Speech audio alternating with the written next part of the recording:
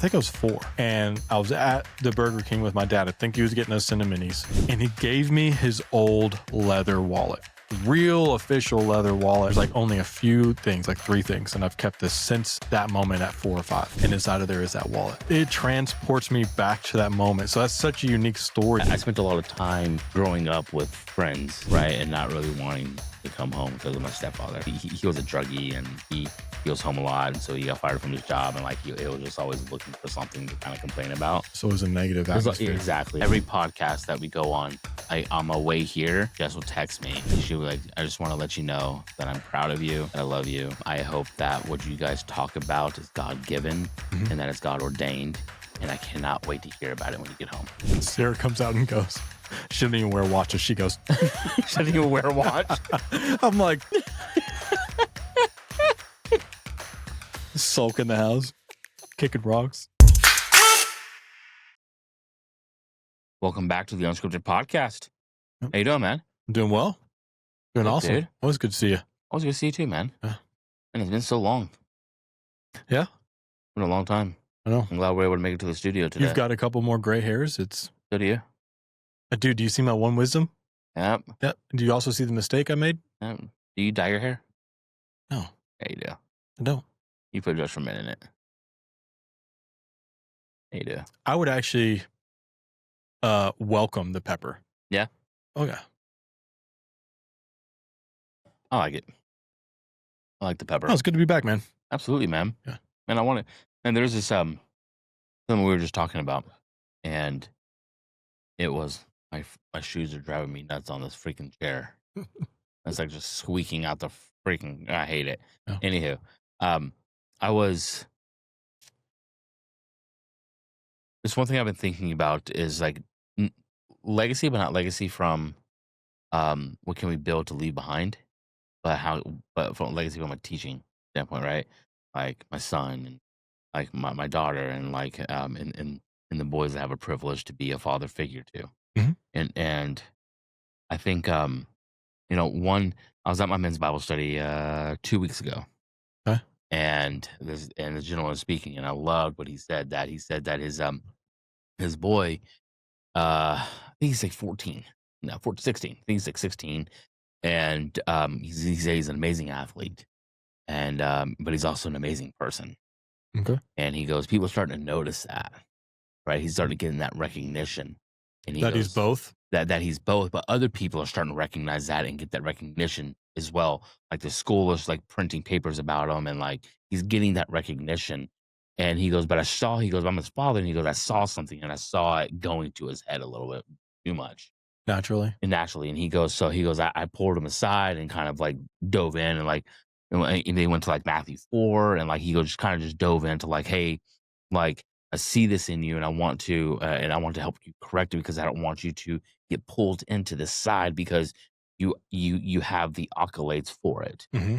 And so him and his boy had a moment of just like crying through it, and he goes, it was great. He goes, I had a really good moment with him. He goes, then I came to him. He goes, then I went and bought I wanted a notebook.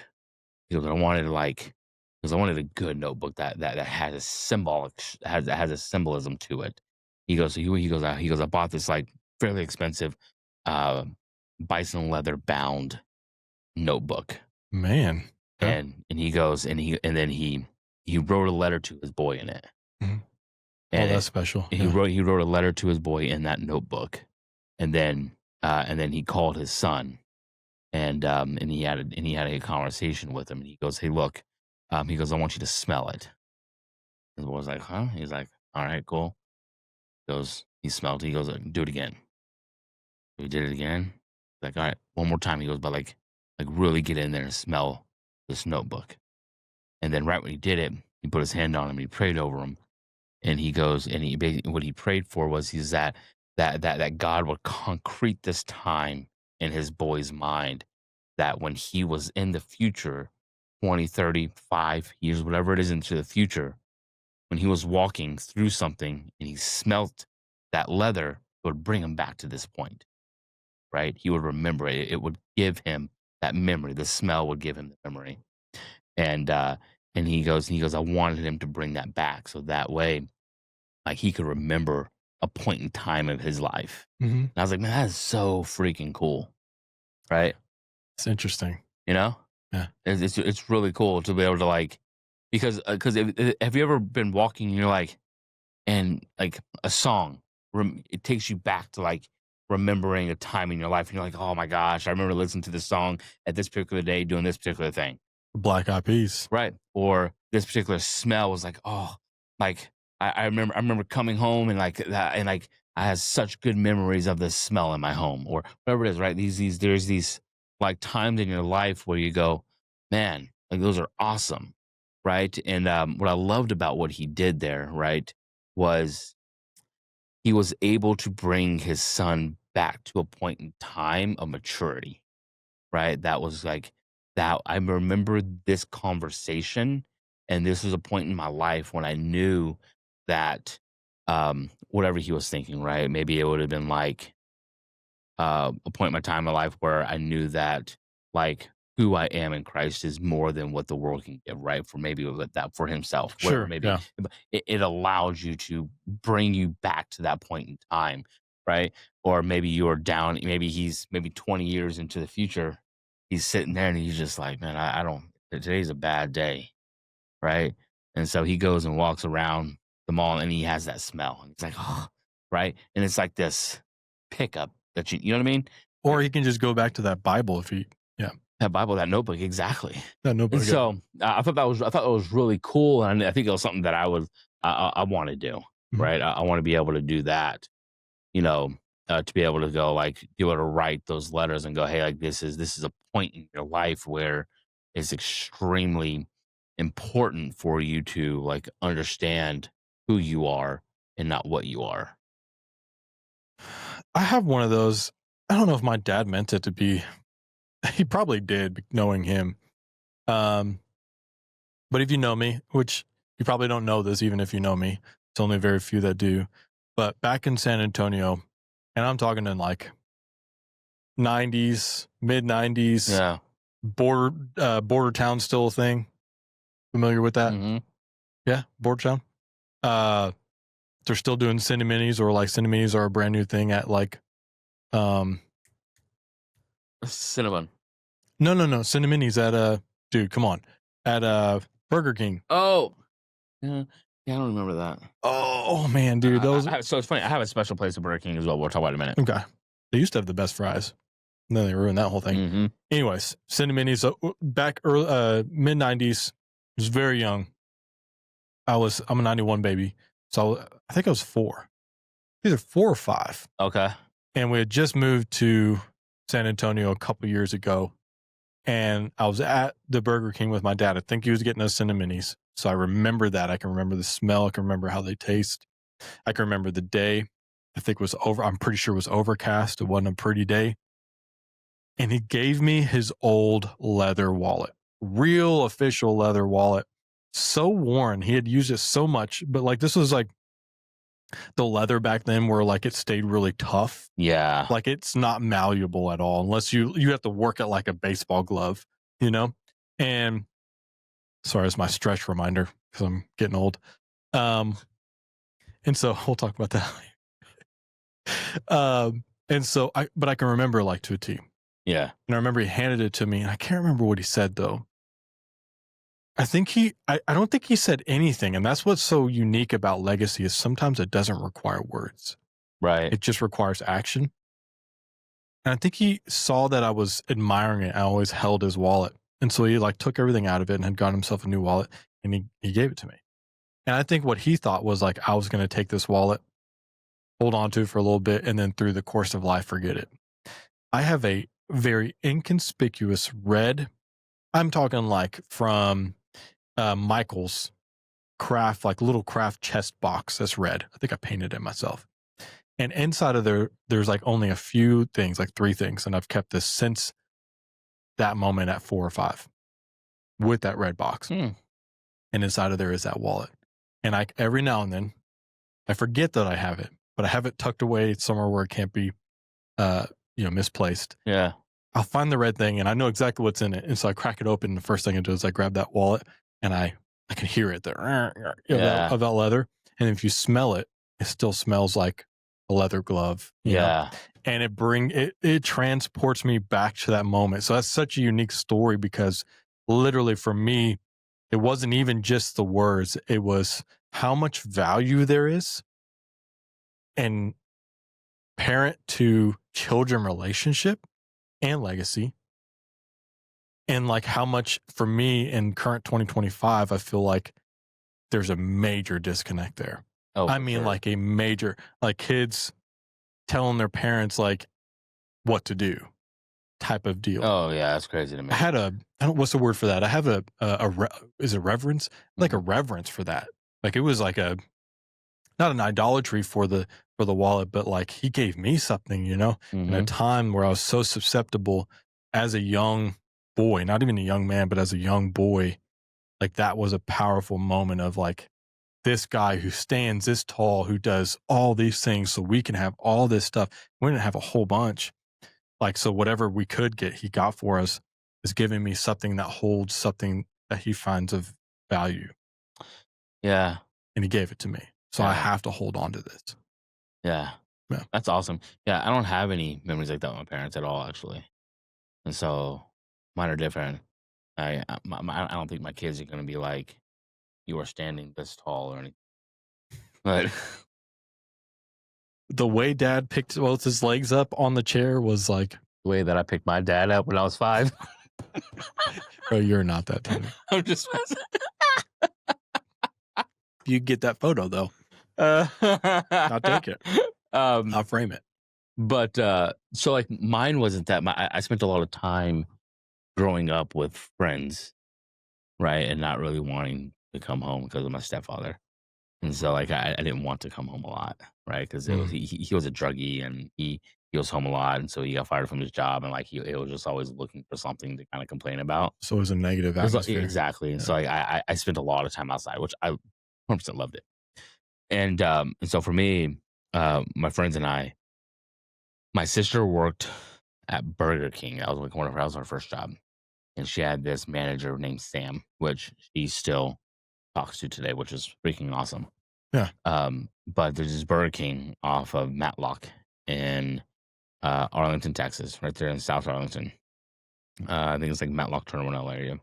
Despise that show. And yeah, I don't like it either. And I remember being at my friends and I would go there like towards closing, and we'd be like, "Hey," like because they throw all the food away at the end of the night. We're like, "Well, like can we do all you guys' chores in the lobby, and you just give us the food?" And so that's what we did. So we take out the garbage, we Man. sweep and we mop the lobby, we wipe down all the chairs and all the counters and stuff like that. And they're just chilling. And they're just chilling. Oh, they're doing their stuff in the kitchen, obviously, because we Okay. can't do that part. But we did all the chores in the front part. And so like my friends and I would do all that, and then they would just load us up with food, chicken sandwiches, all kinds of crap, right? And so that's what we did. That was like, so every time I see like a Burger King, it transports me back. I was a skater kid, right? So like I was about to bring it up. Yeah. yeah, well, I was a skater kid, so like we would skate in like that area right there around that shopping mall. Now it's only a shopping mall, it's like grocery store plus like other stuff. But like back then, they don't skating wasn't like this taboo type of thing like it is now. Like nobody really wants you to skate anywhere. And there's like all kinds of like brackets and stuff on furniture. Like it wasn't like that back then, Yeah. right? There's a lot of stuff that you were able to do, like stairs. And it's like we had a lot of fun out there. And so, but when we got like tired and we didn't want to like skate all the way back to the house, we would just post up at Burger King and hang out there for like a couple hours until they close and do the chores and eat. It seems like a very how old? Oh, 12, 13. Okay, yeah. Seems like a very teenage thing to do. Yeah, like 13, 14 probably at the time. Yeah, 13, 14. Yeah, my mom still doesn't believe me how far we left the coop when we were small in San Antonio. I'm like, man, we were going. I think I told her for the first time. I was like, yeah, we go down to the elementary school. I think it was elementary or middle school.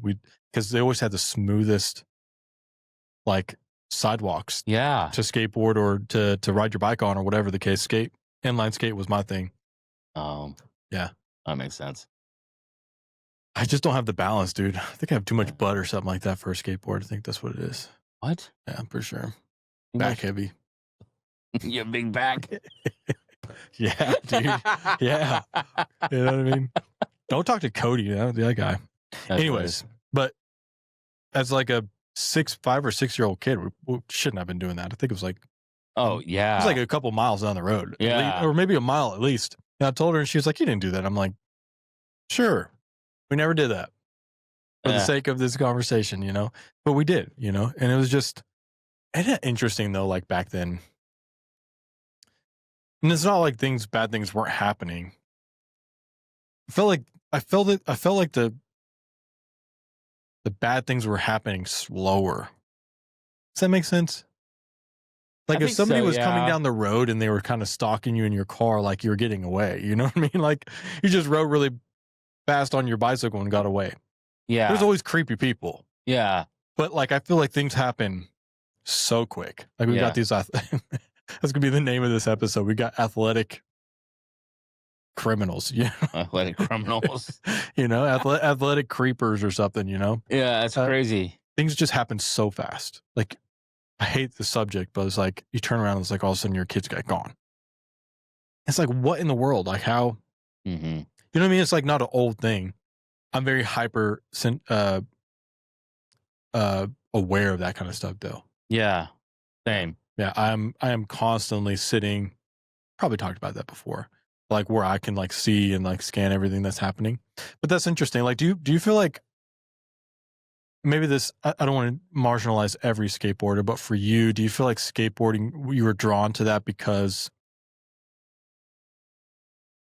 skateboarding is almost a bubble of chaos because of all the falls, all the danger, and like, do you feel like you were drawn there because it was like something like you could control that was? No, it was natural for me.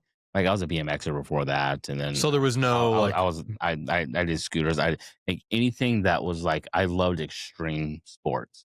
Could you lie for the podcast? I was building like this incredible backstory of like your deep rooted. Dang, dude, you know what I mean? Like you try to make a hook and then. No, it was just a natural. I loved extreme sports. You know, I sit there and watch the X Games, and I'm just like, man, that's freaking cool. I want to do that, and then I would go and try to do it.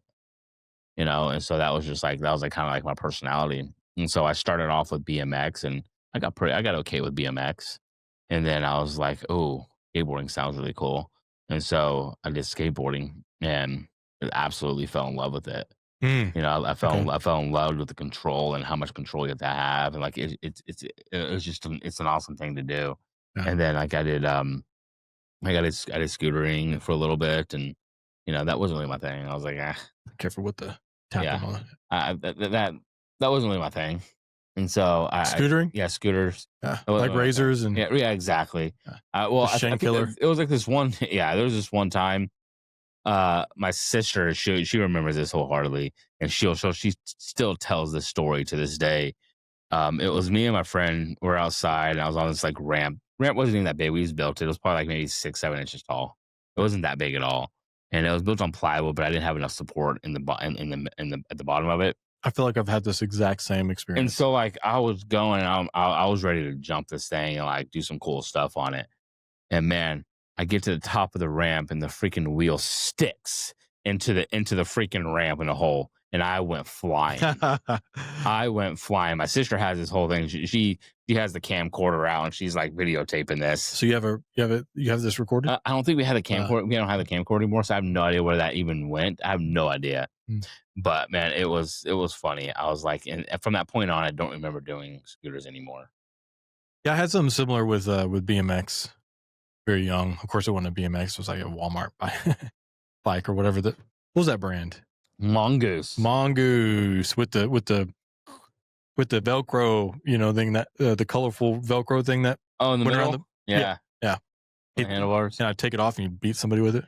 That was my story. I went up a ramp, did not judge it right, came down, wheel spun and shoved it right into my abdomen. And so thankful that stupid bike had the rubber grommets on the handlebars, man, because I could have impaled myself. Yeah, for sure. Yeah, that was yeah, I had a, right, it wasn't Matt Hoffman, it was another guy. It was a Haro bike, and I remember getting it I had a hard for bike, yeah. yeah, it was a Haro bike. I remember getting it for my birthday. I don't know how old I was. I didn't ask my mother. I don't know how old I was, but I was on crutches, and so and that's another story. I was on crutches at the time, and so I got it for my birthday. And I wasn't able to ride it for like another 2 weeks. And so that was like the worst thing ever. Misery. But man, I loved that bike. And that's what got me like really, really into like BMX and all that extreme sports.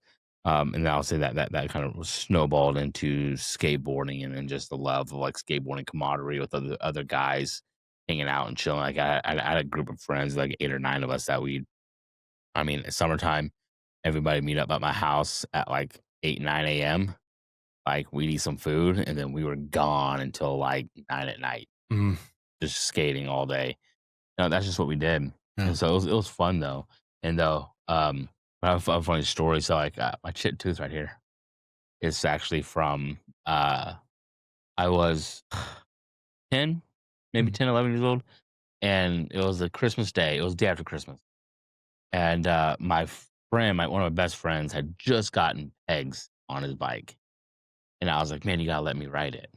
And so I'm going around, I'm jumping. I want to go jump this curb, and the peg stuck into the curb, and I flipped over the handlebars, and my teeth grinded like the curb. Oh my gosh. Yeah, it grinded the curb, and like I'm just like, and like I go and I'm just like bleeding out of my mouth, and I remember like I'm like crying, and like I remember go taking like a breath, and like my lip kind of went up. My mom was like, "Holy crap, your teeth!" And they were just like shaved. Well, I know we have this aspiration for mountain biking, but it sounds like you don't have a great history with bikes, dude. With bikes, with scooters, It's things. just part of the process. Like in my mind, like I know I'm going to fall down a hill, but I think that's just like initiation to me. Like I know that I'm going to take some hard falls, and that's just what it takes to get good at something. I feel like you're pretty good at tucking and rolling too. Like, hmm, why is that? Just because I'm short, No, short and stocky. I dude, could just be like I could just wound up like a bowling ball and go down a hill. Josh, if you're watching this, man, we used to be BMX and Josh Castro, and I'm a fair bit larger than he was, and especially back then. And I was following behind. And we were racing through these winding Yeah, concrete path. And I don't know if he stopped to look for someone else or if he stopped to look back to see if I was still with him because we were going pretty quick. I was right there on his tail and I hit this dude and I launched him like 10 feet into this like blunt stump, dude, and it hit him in the back. And I'm a safety guy at this point. Early in my career as a safety guy. So I do have access to like first aid, yeah, medical knowledge and stuff like that. But he's like sitting there like, oh, you know that thing when you're a kid, you're like, oh, yeah. you're like, is he dying? And so I like loaded him up. I'm like carrying him and our 2 bikes. He's like wheezing, and I get him into his 2001 Toyota Tundra. That thing was sweet. Named it Peggy, and we drove down to Albertsons. Went in there, rushed out with all these supplies, and people were like looking at me like, "What the heck is going on?" And I patched him up right then and there. But to this day, when we finally got back on the bikes, because he wasn't gonna get over it, right? And you get back on your Yeah. passion. To this day, if we were to get on bikes right now, he'd go, you go first. Dude, to this day, he'd go, you go first, I'll follow.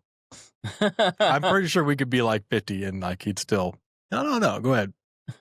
Just because like that memory. So if you're thinking legacy, the legacy of me and Josh is I'm a bully, I guess, on a BMX bike. That's funny, man. So That's hilarious, dude. no, but so do you feel like you kind of traded, at least from your experience, where legacy should have been there, you traded for camaraderie? Yeah, for sure. Yeah. Yeah, I probably did. I don't know if it was like an active thing that I knew or even subliminal at the time at all, Okay. but retrospectively, probably. Sure.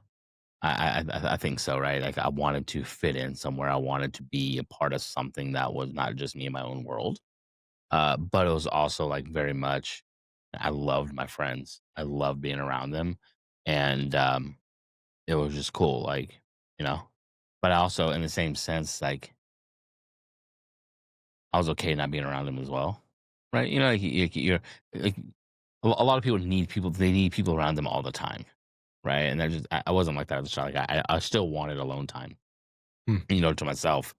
I was just like not having to worry about a bunch of crap, you know. But my friends were also the same type that like we could just literally sit in the house, chill, watch TV, and pass out and wake up and go, okay, let's do something. Yeah, I'm a proximity dweller. So like, if we're sitting at this table right now and you're like doing something on your phone, like you're like scheduling things out, and like I Yeah, see you're active on your phone and we're not saying anything, I'm still hanging out with you in my mind. same. And I'm That's how. perfectly fine. It drives my wife bonkers. Yeah. But for me, that's I'm spending time, because if I don't, and I don't, it's not that I have to entertain my wife. Well, right. I'm not going to say that. Like she's incredible, and so she deserves attention differently, Mm-hmm. right? And she wants attention differently, and I want to give that to her. But it's like, for me, I'm like, if I don't have to entertain, then I'm hanging out. Same. Because So if you're sometimes, busy doing something, yeah, yeah. sometimes I don't want to entertain though. Mhm. Right? I don't want to, nor do I have the energy to entertain. Mhm. Right? I think there's a time and not for it. But like, I think it's a beautiful thing just to like be sitting on the couch, right?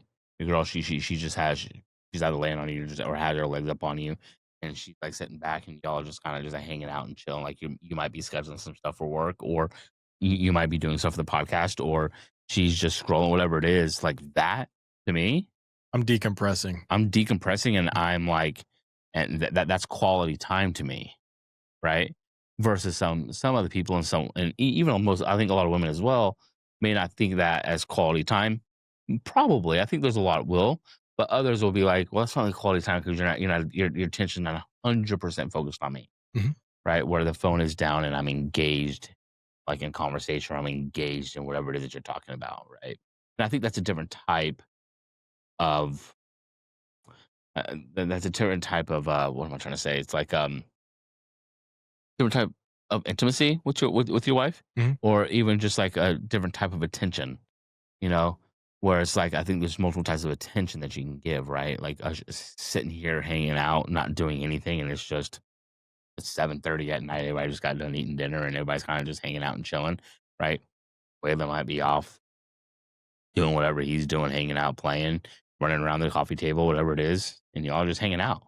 It's just dwell time. Yeah, but there's also like more than one way to get like the type of affection like that you're looking for too. You know what I mean? Like Oh, for there's sure. like, for instance, I'm not the type that you and I are podcasting here, and I'm like, if you start moving that way, I don't follow you. If you notice that, I don't follow you with my eyes like that. Yeah. I zone out.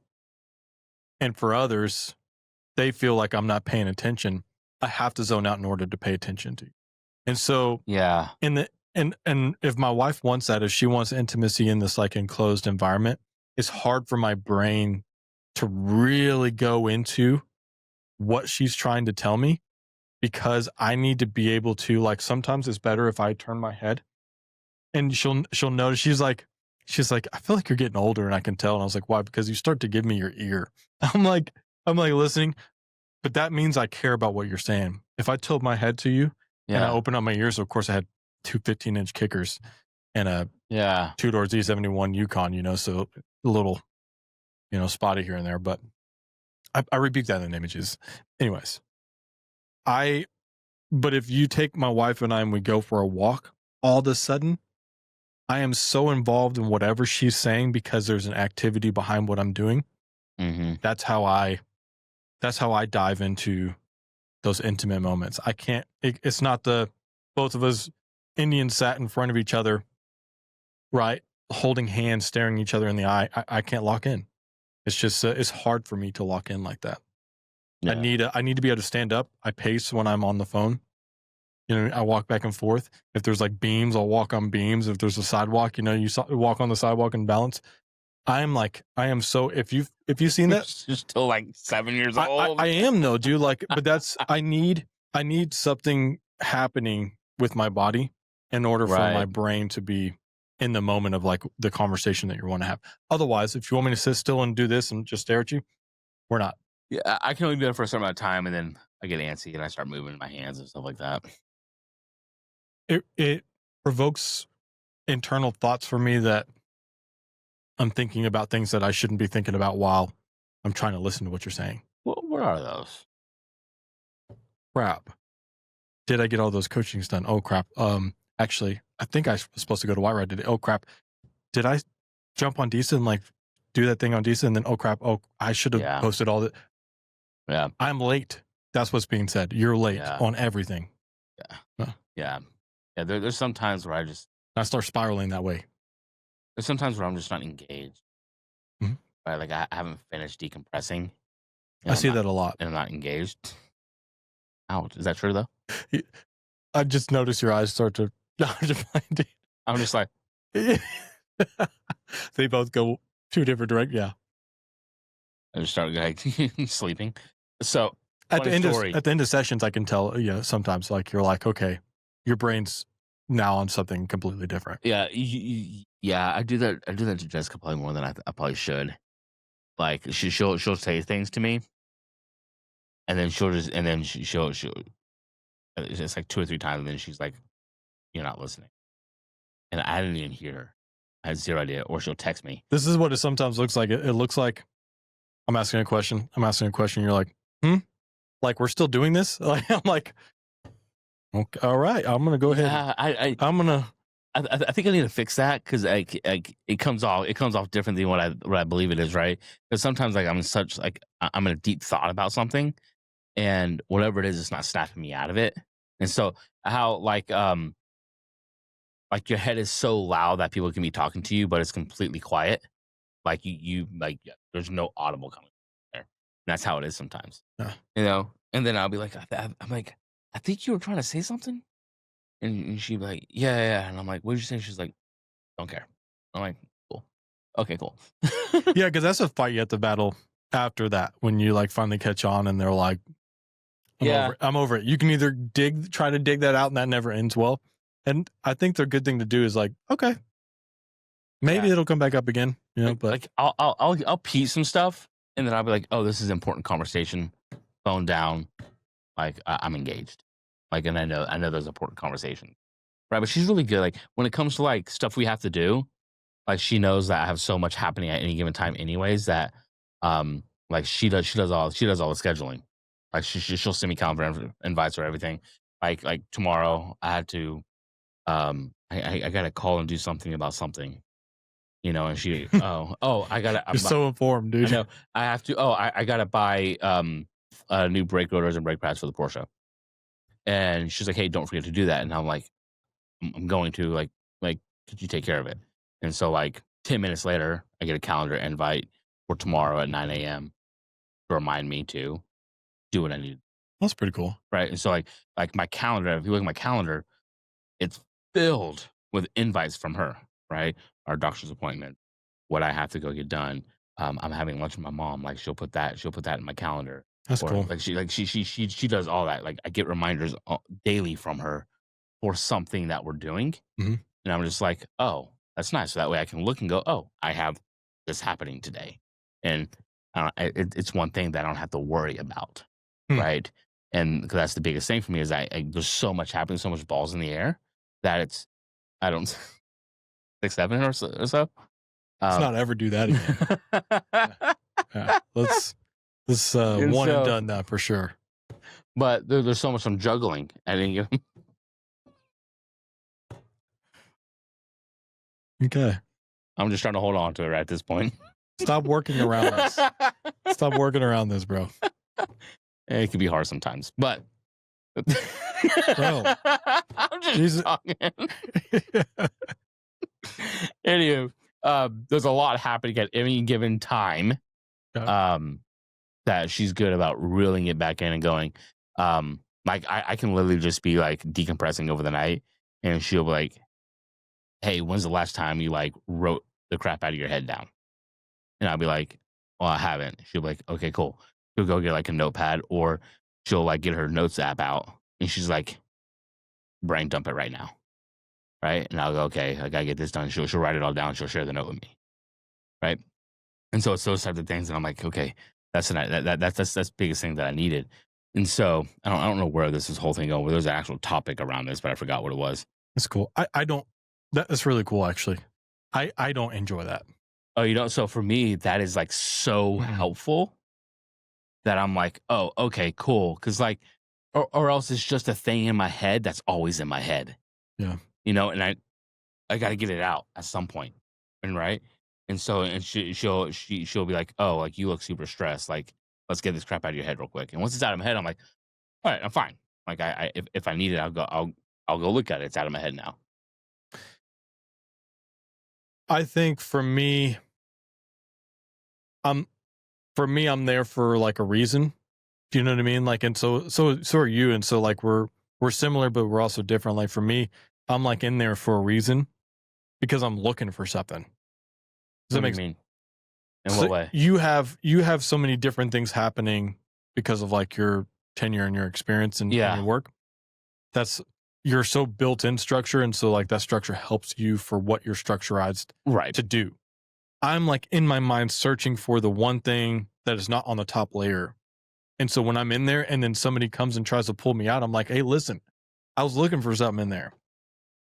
Oh, then it breaks you off focus and you're like, okay, no, I can't get as deep as I needed to go. And in past relationships, Sarah does so good at this, but in past relationships, I was always disrupted. And not only that, it was one of those situations where I never felt safe to go to where I needed to be mentally, cognitively, whatever, to like obtain what I was looking for. I need to go like set up and work and like, hey, I need at least like 3 hours to like figure this out or whatever the case is. And it could also be physical things or like visceral things that I'm dealing with too. I never felt like there was a safe space for me to do that because there was always pressure and like some sort of judgment that if like I even started down that path of decompression or started down that path of work extracurricularly or whatever the case was, then I was punished for it because it was like, what are you doing? You never give me all blah, blah, blah, blah, blah, blah, blah, blah. I get that. That's how it was. That's how it used to be for me. Yeah. Right. It was like if once I started decompressing, then like I had a second job I had to go to now, and that was taking care of others' needs. Right. And then, but when you don't get that reciprocated as much, then you're always putting out, always putting out, always putting out. And then you're like, man, I thought I was gonna be able to decompress, and then it's 9 o'clock at night and you got to get up and do it all over again. You know what I mean? And it's a cycle that just kept happening. Right. And so I definitely get that. Well, it's like, have you ever been asked, what makes you happy? Oh, yeah. I'm like, me. I make myself happy. I sit in a room all by myself. I make myself so happy. Like, I make myself stupid happy. Mm-hmm. And like, let me have like 3 hours of like, make myself happy. Yeah. You know what I mean? Something you just need it, right? Like, I'll go and... It's an itch that I just need I need to scratch it. I don't need you to scratch it. I need to scratch it. And then that's the craziest part. If you let me have 2 hours, I will give you like an infinite amount of time. Days. Yeah. Weeks. Months. Yep. Just let me scratch mine, my itch. Yeah. How do you do that? What's decompressing for Cocaine. you? No, I'm just playing. Cocaine. I'm just playing. Hit me up after. We are God fearing. I know I need to stretch. Tell Jess to stop sending me reminders. What was the question? Yeah, what's decompression for you look like? Is like, or do you need to like get out of the house? Do you need like stop asking me questions? No, not you. I felt that was personal as crap, bro. I saw your hands come up in defense. Like, that was personal. Stop asking questions, really? Yeah. No more questions. Yeah. Mm-hmm. Yeah. We're just going for just a period of time. I don't know what it looks like, but just let me fall into what's happening. Do you ever need to be alone? Huh? Do you ever just need to be alone? Or can you be alone in the midst of other people too? Yeah, I really value being alone. I love being alone. Yeah. Do you get that? Are you able to get it? Yeah. Yeah. What does that look like for you? Is that going on a drive? Is that just going to the other room? Or I get a lot of alone time in my business right now because of our structure. And it's not. Let me ask you a better question. Yeah. Outside of work. Mm-hmm. Outside of work, right? Like, do you get that where you're not having to work? You're not having, you know what I mean? Like, you're not in the midst of doing something because you have to do it, right? Because work, you're in the midst of doing something. Either you're driving somewhere or you're doing something. You might be alone in your vehicle, but that's not the same as like Saturday morning when you're not doing absolutely crap and you take a drive to go get a coffee somewhere. You know what I mean? Sure. Yeah. Like, Um, yeah, I almost have infinite access to that.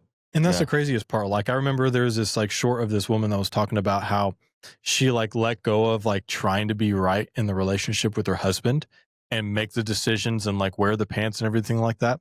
And she gave that back to him. And what she noticed, and I'm paraphrasing, but what she noticed was that as soon as she gave it back to him, he turned right back around and gave it back to her. hmm, The decision I need to feel like I'm making the decision for myself. I don't need you to curate my life as my significant other, as a man. Like, you know what I mean? Like, I'm fairly certain, and I'm probably going down a different path here, but I'm fairly certain when men were going out and killing mammoths, they didn't first sit around and like the ladies of the camp were like painting it out on a stone. right. They just went out there and just And they did it. they figured it out, trial and error. Like, I need you to let me make decisions because I will give that right back to you because I need someone also to trust with the decisions I'm making and to reflect those off of. And if you have a better idea, because I'm the type of, and a lot of males are this way, I'm the type of person that wants to solve something. If you have a better solution, I will take yours first over mine. It's Absolutely. not a pride and an ego thing. I don't need to be right. I think in some relationships it is. Yeah. For me, I'm like, I value, so for Sarah, since the start of this podcast, she would go when we were virtual. We started season 1 before you were on board. She would take, and it was just her. She would grab up her supplies, jump in the truck, and leave the Yeah. entire time. She wouldn't be in the other room being quiet. She would leave the whole apartment. She would let me be alone the whole time, and then she wouldn't come back. Not off of like, oh, it's 2 hours, so I'll be back at 2 hours. At 2 hours, she might send a friendly text. Hey, how's it going? Yeah.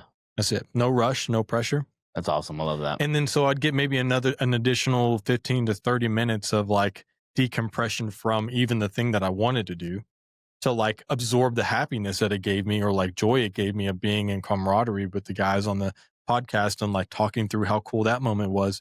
And then they would get off and would just be in my phone, me and my phone, and I'm decompressing the next 10 minutes. And then I'd text her and I'd go, hey, miss you. And she'd come rushing back and she'd go, the first thing she would ask is not, I was out all day long. She would go, how was it? Yeah. So then now she's excited about my thing that I like that I need to decompress from in loneliness and by myself. Yeah. And then she would come in and get in that world with me.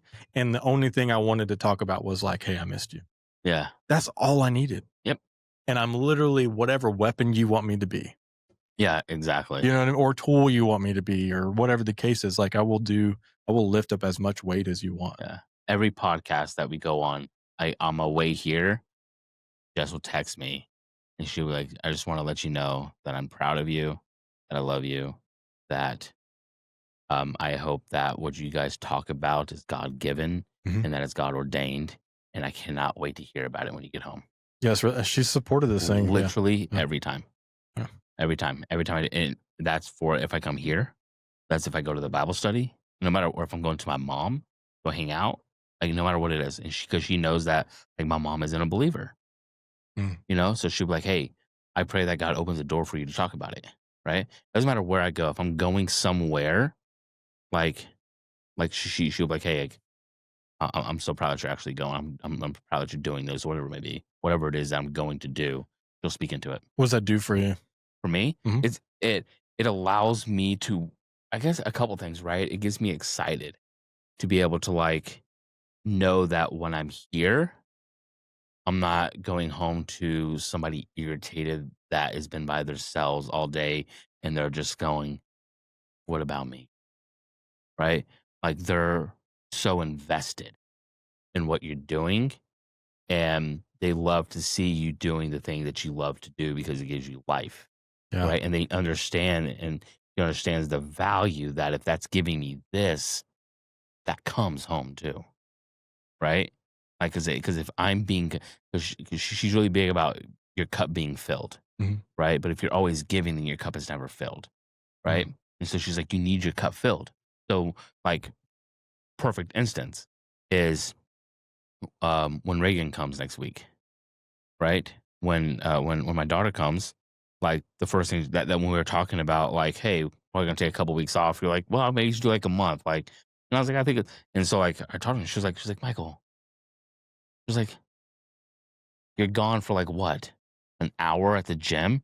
Like you still, she's like you're a man of routine. She was like, I can handle a baby for an hour, right? I can handle a baby for 2 hours. We go podcast. He goes, 2 hours for you to fill your cup. She's like, what am I doing? She's like, the baby's sleeping or breastfeeding. That's all they're doing. She was like, so why not go fill your cup in that time? She goes, go fill your cup. And she goes, that way, she goes, when it comes time where I need my cup filled, she goes, you have the energy to go do it. And so it's like, so it's just like this back and forth of being able to like, hey, like, and then I'll let her feel like, hey, what do you need to go do today? Mhm. Right? What do you need that is going to make your day better? Right? And then she'll be like, well, this, and this. Awesome. Done. Right? Cool. Easy. Right? And then vice versa. Right? What is it?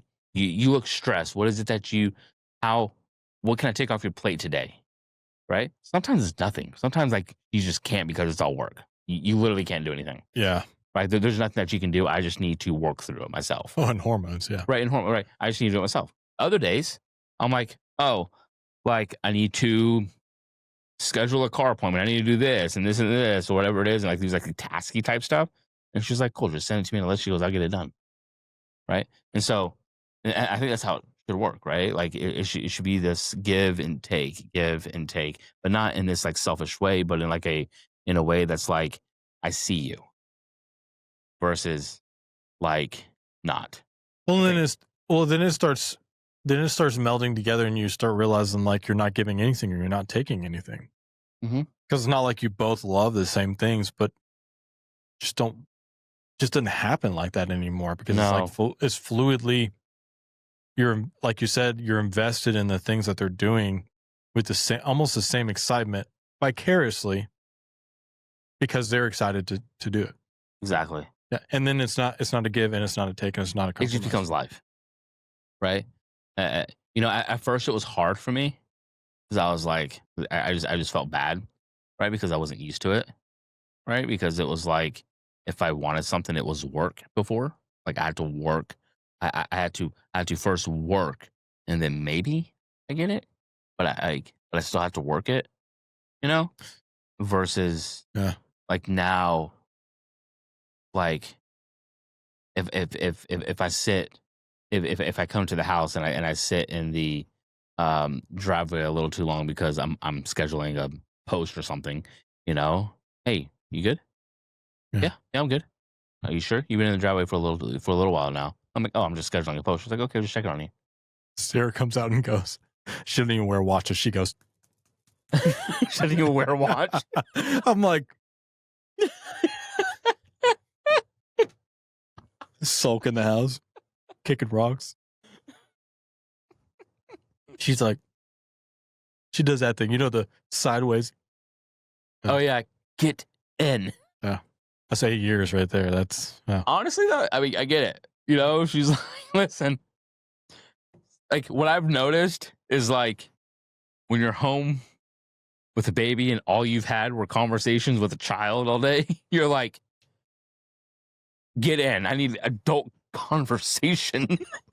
Yeah. He's so temperamental right now too, you know. It's, Yeah. it's a fun time, man. It's like, 2, right? Mhm. About to be 2.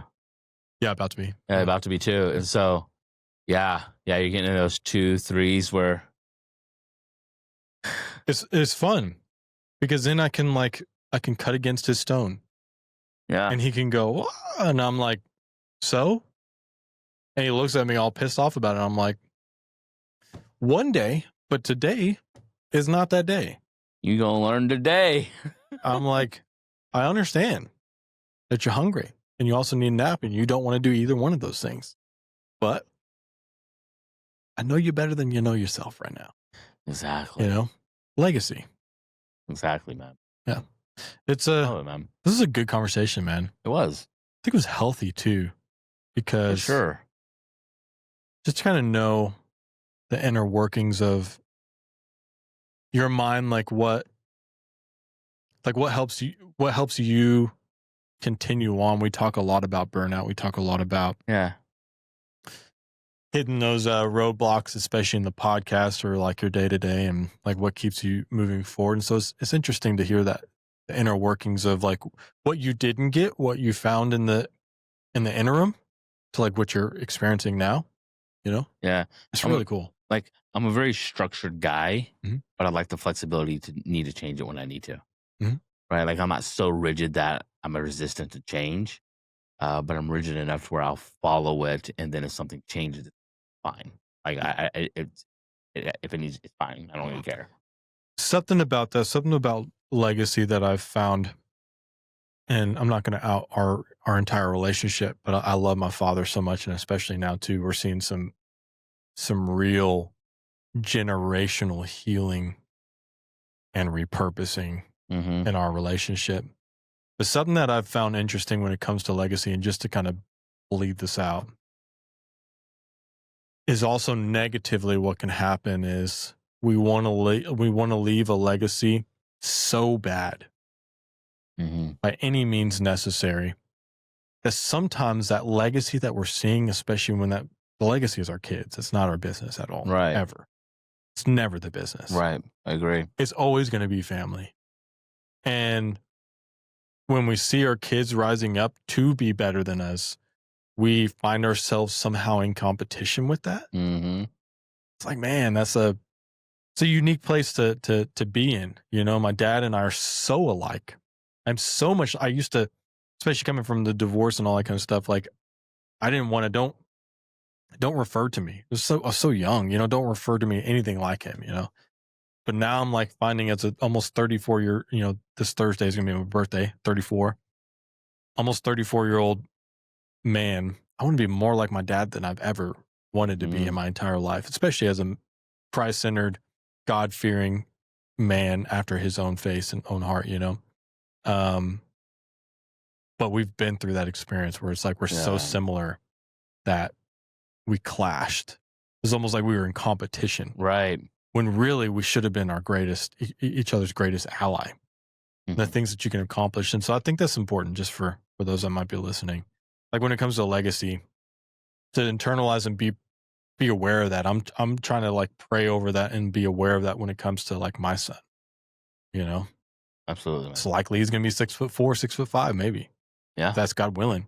Yeah. And then like, I've always wanted to be that. So I could absolutely, if I wanted to be over the world, get all on my feelings about like, oh, look at my son getting all this attention. Maybe he does make it in basketball and I didn't make it collegiately really in basketball. I have to posture myself and like, what am I really wanting legacy out of him and his growth and his, Right. And of course that needs to be, and what I absolutely want it to look like is his relationship with Christ first, Absolutely. not because of me, but as a reflection because of like what he's seeing. Yeah. Yeah. Oh, that, man. As always, y'all know where to find his book. That's right. Almost done. Is it? Huh? Is it? I don't have a book now. Okay. Follow us. Stretch on YouTube, IG, Facebook, TikTok, LinkedIn, every pretty much streamable platform that you can find. Sign up to our newsletter below. Cool stuff happening into next year. More stuff coming first of the year.